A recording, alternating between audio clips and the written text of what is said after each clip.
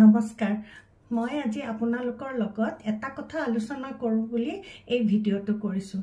মোৰ মনত সদায় এটা ভাৱ আহি থাকে যে আজিকালি মানুহে ইমান এক্সাৰসাইজ কৰে, খোৱাৰ প্ৰতি ধ্যান দিয়ে, বাছি বাছি মানুহে খায়, যিবিলাক প্ৰটিন জাতীয় বস্তু হওক খোৱাৰ প্ৰতি ধ্যান দিয়ে, তথাপিও মানুহবিলাক কিয় ইমান অসুখীয়া হৈ গৈ আছে? ইয়াৰ কাৰণ কি? মানুহবিলাকৰ আপোনালোকে দেখিছেই মানুহৰ কিমান হাৰ্ট এটেক হৈছে, মানুহবিলাকৰ কিমান কম বয়সতে মৃত্যু হোৱা দেখা গৈছে আজিকালি। আগতে মানুহবিলাক ইমান এটা এক্সাৰসাইজ কৰা বা জিমলৈ গৈ পেলাই নিজৰ হেল্থ কনচিয়াছ হৈ পেলাই হেল্থ বনোৱা এইবিলাকৰ প্ৰতি ইমান ধ্যান নিদিছিল, কিন্তু মানুহবোৰ সুখী আছিল আৰু নিৰোগী আছিল। বেমাৰ হৈ পেলাই মানুহে বিছনাত পৰি নাথাকিছিলে। আমাৰ দেউতাহঁতৰ দিনৰ বা আগৰ লোকসকলে তেনেকৈ ইমান এক্সাৰসাইজ আদি কৰা নাছিলে। তেওঁলোকে ৰেগুলাৰ খোজকাঢ়ি ইফালে সিফালে গৈছিলে, কাৰণ সেইখিনি সময়ত চিটি বাছ বা নিজৰ গাড়ী বা বাহন আদি নাছিলে বেলেগ, গতিকে তেওঁলোকে খোজকাঢ়ি অহা যোৱা কৰিছিল। খোজকাঢ়াটো তেওঁলোকৰ এটা মেইন এক্সাৰসাইজ আছিল। ৱাকিং কৰাটো বহুত ভাল কথা, যিকোনো বেমাৰৰ কাৰণে ৱাকিং কৰাটো ভাল। ৱাকিংটো এটা মহৌষধি বুলি ক'ব পাৰি। এটা ৰেগুলাৰলি ৱাকিং কৰিব পাৰে, মানুহৰ কেতিয়াও বেমাৰ আজাৰ নহয় বা নাৰ্ভৰ প্ৰব্লেম নহয়, মানুহ ঠিকে থাকে। আগৰ দিনৰ মানুহবিলাকে ৱাকিং কৰিছিলে। এখন ঠাইৰ পৰা সিখন ঠাইলৈ যাবৰ কাৰণে তেওঁলোকৰ ওচৰত গাড়ী নাছিল বা মটৰচাইকেল নাছিল, তেনেকেই খোজকাঢ়ি ৩-৪ কিলোমিটাৰ আৰামত তেওঁলোকে ইঘৰ মানুহৰ ঘৰত সিঘৰ মানুহৰ ঘৰত ফুৰিব গৈছিল। বজাৰ আদি কৰিবলৈও তেওঁলোকে খোজকাঢ়ি গৈছিল। আৰু বাকী খোৱাৰ ক্ষেত্ৰত তেওঁলোকে ঘৰতে যি খেতি কৰিছিল বা শাক পাচলি হৈছিল বাৰীখনত, নদীৰ ফ্ৰেছ মাছ এইবোৰ খাইছিল। মানুহে এতিয়া ক'ব পাৰে যে তেওঁলোকে ভাল খোৱা বস্তু পাইছিলে, ইউৰিয়া আদি দিয়া বস্তু তেওঁলোকে খোৱা নাছিল, সেইকাৰণে বেছি দিন জীয়াই আছিল। কিন্তু তেতিয়াৰ মানুহ এতিয়াও আছে, তেওঁলোকে এতিয়াও সেই ইউৰিয়া দিয়া খোৱা বস্তুৱে খাই আছে। 106, 105 এনেকুৱা বছৰ হৈ গৈছে, তেওঁলোকে এতিয়াও আমাৰ নিচিনাকৈ আমাৰ লগতে সেইবোৰ বস্তুৱে খাই আছে, কিন্তু তথাপিও তেওঁলোক সুস্থ অৱস্থাত আছে। আমাৰ ঘৰৰ ওচৰৰ মানুহে তেনেকৈ জীয়াই আছে, মই মাহঁতৰ লগত মই এতিয়াও দেখিছোঁ। কিন্তু ইয়াৰ কাৰণ কি? ইমান কম বয়সতে মানুহে আজিকালি মৃত্যুবৰণ কৰে, হাৰ্ট এটেক হয়, সৰু সৰু ল'ৰা ছোৱালীবিলাকৰো বিভিন্ন বেমাৰ আদি হয়।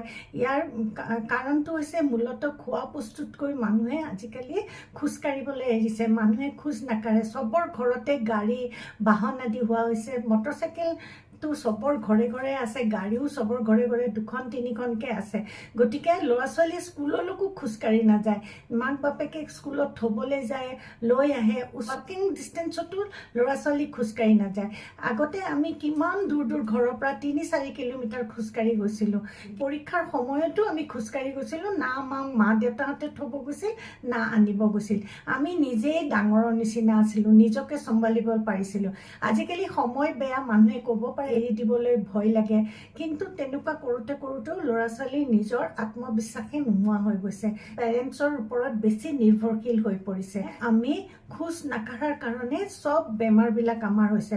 আৰু আমি কোম্পানী চাকৰি কৰিলেও হওক বা অইন কাম কৰিলেও হওক, চকীত বহি একে লেঠাৰিয়ে আমি বহুত ঘণ্টা ঘণ্টা কাম কৰোঁ, সেইকাৰণে আমাৰ বেমাৰ আজাৰবোৰ বেছি হ'বলৈ ধৰিছে।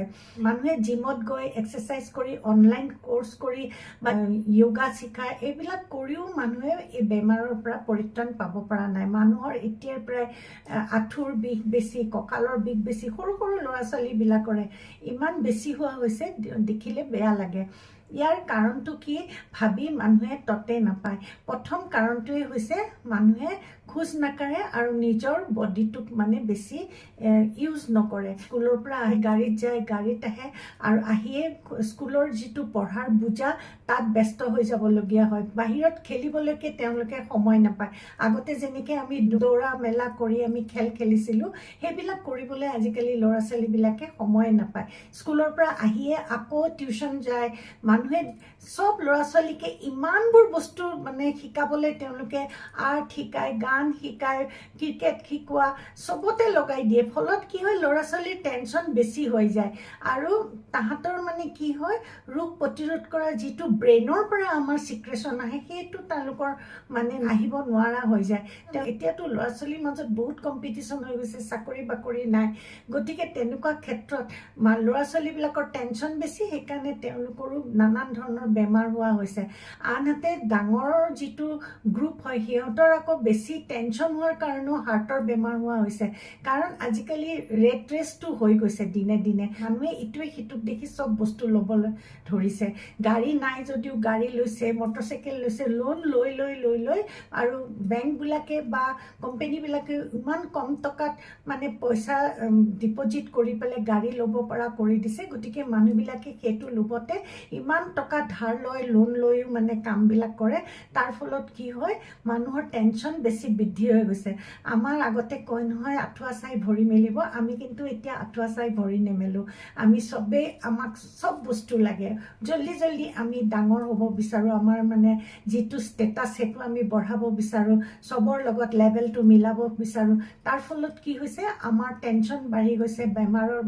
মানে মাত্ৰা বাঢ়ি গৈছে মানুহৰ বেছি হাৰ্টৰ বেমাৰ হৈছে প্ৰেছাৰ হৈছে ফলত মানুহৰ খুব কম বয়সতে 30, 35, 40, 45 এনেকুৱা বয়সতে মানুহৰ মৃত্যু হোৱা হৈছে এতিয়া যিবিলাক চেলিব্ৰিটি আছে তাহাঁতেতো মানুহ ৰাখি লয় কি খাব কি নাখাব তথাপিও তাহাঁতৰ চবৰে কেঞ্চাৰ বা ইমান সোনকালে মৃত্যু হোৱা দেখিবলৈ পোৱা গৈছে এক্টৰ এক্ট্ৰেছবিলাকৰো ইয়াৰ কাৰণটো কি ইয়াৰ কাৰণটো হৈছে টেনশ্যন হয় আমি বহুত টেনশ্যন ল'ব লাগে আমাৰ যিটো লাইফষ্টাইল আমাৰ সেইটো বহুত টেনশ্যন ল'বলগীয়া হয় গতিকে আমি এই লাইফষ্টাইলটো অকণমান চেঞ্জ কৰিব লাগিব আমি টেনশ্যন অলপমান কম ল'ব লাগিব আমাৰ তাত যদি কিবা বস্তু নাই তাৰ কাৰণে আমি অসুখী হ'ব নালাগে যেতিয়া পাৰিম ল'ম আমিতো তেনেকুৱা আছিলোঁ আমাৰ যেতিয়া নাছিল নাই কিন্তু আজিকালি চবকেই লাগে চব বস্তু চব সময়তে লগা হৈছে বিয়া হৈয়ে চব থাকিব লাগে ফ্ৰিজৰ পৰা আদি কৰি টিভিৰ পৰা আদি কৰি চব থাকিব লাগে ঘৰত গাড়ী আজিকালি মানুহে যিমান মানে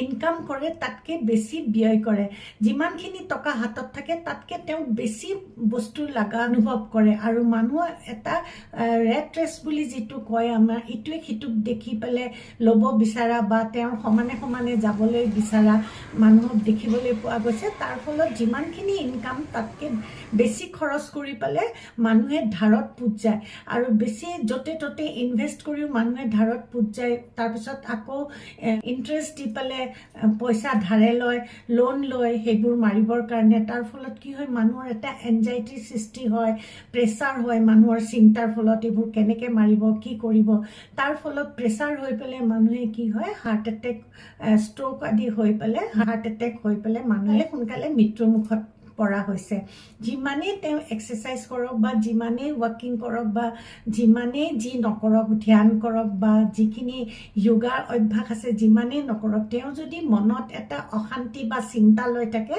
তেতিয়া সেইবোৰে কেতিয়াও শৰীৰত কাম নিদিয়ে সেইকাৰণে মই আজি ক'ব বিচাৰিছোঁ আমি যিমান পাইছোঁ সিমানখিনিতে সন্তুষ্ট থাকি অলপমান টেনশ্যনটো কম লৈ পেলাই আমাৰ জীৱন নিৰ্বাহ কৰিব লাগে বেছি বস্তু পাবলৈ মানুহে আশাবাদী হ'ব লাগে মই এইটো কৰিম মই এনেকুৱা কৰিম সেইমতে কাম কৰিব লাগে কিন্তু মই এইটো পাবই লাগিব সেই বুলি ধাৰ কৰি ঋণ লৈ সেই কামটো কৰাটো অতি বেয়া কোনোবাই গাড়ী লৈছে ময়ো এসোপামান লোন লৈ পেলাই গাড়ী ল'ম মটৰচাইকেল ল'ম লাখটকীয়া চাইকেল ল'ম এইবিলাক কৰিলে মানুহৰ কি হয় চিন্তা বাঢ়ি যায় বাঢ়াৰ চিন্তা বাঢ়ি যোৱাৰ ফলত মানুহৰ মনটো খিটখিটীয়া হয় মানুহে অলপ খং ভাৱত থাকে ঘৰৰ ল'ৰা ছোৱালীকে খং কৰিব নিজৰ ৱাইফক খং কৰিব আৰু মানুহৰ কি স্থিৰতা বা স্থিতি ভাৱত থাকিব লাগে সেইখিনি আমি হেৰুৱাই পেলাই আমি নকৰিবলগীয়া কাম কিছুমান কৰোঁ আৰু নক'বলগীয়া কথা কিছুমান কৈ মানুহৰ লগত বেয়া হওঁ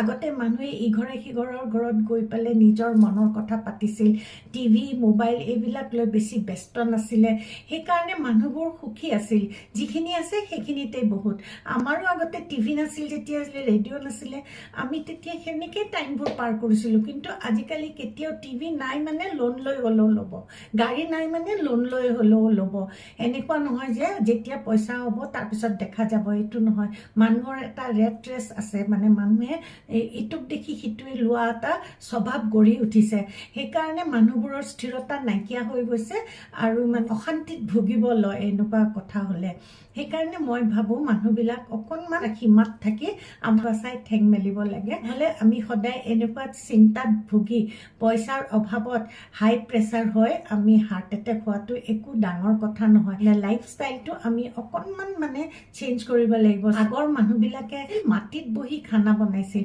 আৰু তেওঁলোকে মাটিত বহি খানা বনোৱাৰ কাৰণে কেইবাবাৰো উঠা বহা কৰিবলগীয়া হৈছিল। বস্তু আনিবৰ কাৰণে, পেলাবৰ কাৰণে বহুতবাৰ উঠা নামা কৰিছিল। মই আমাৰ মাকে দেখিছিলোঁ বিৰাট বহি তেওঁ খানা বনাইছিল আৰু বহুতবাৰ উঠা বহা কৰিছিল। সেইটো এটা ডাঙৰ এক্সাৰচাইজ। আৰু কুঁৱাৰ পৰা পানী উঠোৱাটো এটা ডাঙৰ এক্সাৰচাইজ। হাতৰ দমকল মাৰাটো এটা ডাঙৰ এক্সাৰচাইজ। ঘৰ মোচা, ঘৰ সাৰা বা যিকোনো কথাতে বাচন ধুবলৈ দূৰলৈ যোৱা, বাচন ধুই আকৌ ঘূৰি অহা, তেওঁলোকৰ ঘৰৰ ভিতৰতে পাকঘৰটো এটা জিমৰ নিচিনা অনবৰতে তেনেধৰণৰ কাম কৰি থাকে। কিন্তু আজিকালি আমি কি কৰোঁ, চব থিয় হৈ কাম কৰোঁ। থিয় হৈ আমি চব্জি কাটো, খানা বনাওঁ, বাচন ধুওঁ, ঘৰো আমি এডাল দাণ্ডা লৈ পেলাই তেনেকৈ মুচোঁ, তলত এনেকৈ বহি ঘৰ নুমুচোঁ। গতিকে সেই যিবোৰ এক্সাৰচাইজ মাহঁতৰ হৈছিল বা সেই সময়ৰ মানুহৰ হৈছিল, আমাৰ নহয়। সেইকাৰণে আমাৰ এতিয়া কঁকালৰ বিষ, ভৰিৰ বিষ, মাটিত আমি বহিবই নোৱাৰোঁ। আজিকালি নামঘৰবিলাকতো মানুহে মূঢ়া লৈ পেলাই বহে, নামঘৰতো মানুহে বহিব নোৱাৰে। বিয়া ঘৰতো আজিকালি ৰভাবিলাকত মানুহে তলত নবহে, চবকে চকী লগা হৈছে, কোনেও তলত বহিব নোৱাৰে। মই লোকক নকওঁ, মই নিজেও বহিব নোৱাৰোঁ তলত। গতিকে এইটো এটা আমাৰ অভ্যাস হৈ গৈছে ডাইনিং টেবুলত খানা খোৱাটো। আগতে মানুহে মাটিত বহি ভাত খায়, সেই মাটিত বহি লেপেটা খাই ভাত খোৱাটো এটা আসনৰ নিচিনাই হয়, এটা এক্সাৰচাইজৰ নিচিনা হয়।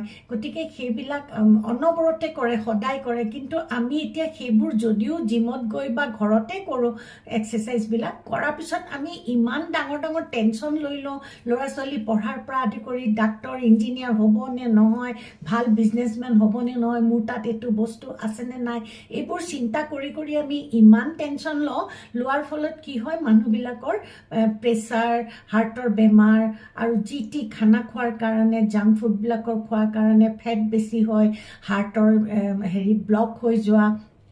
গতিকে তাৰ ফলত আমাৰ বেছিভাগে হাৰ্টৰ বেমাৰ হয়, মানুহে সোনকালে মৃত্যুবৰণ কৰা হৈছে। গতিকে সেইবিলাকৰ প্ৰতি আমি বেছি ধ্যান দিব লাগিব।